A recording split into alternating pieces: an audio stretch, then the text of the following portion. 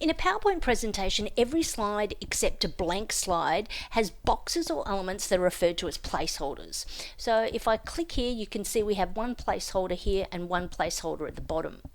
Now if I click on new slide, you can see that there's a range of different slides. Now depending on how your presentation's been created or what's going on, you may have more options or you may have less options.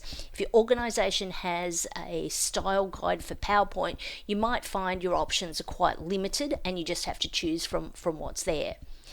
Now, even if you don't end up using all the placeholders in a slide, don't delete them.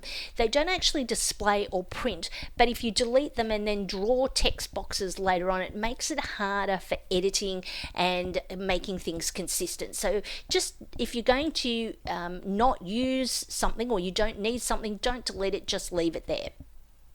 Now, in this instance, I've got a slide here that has a particular layout, and if I want to change it, rather than have to create a new slide and then redo it, I can go to layout here and I can choose a particular option. So from here I could choose title and content, and then I could change the location of my image if I actually wanted it maybe just a little bit smaller because I wanted to make the points a little more obvious.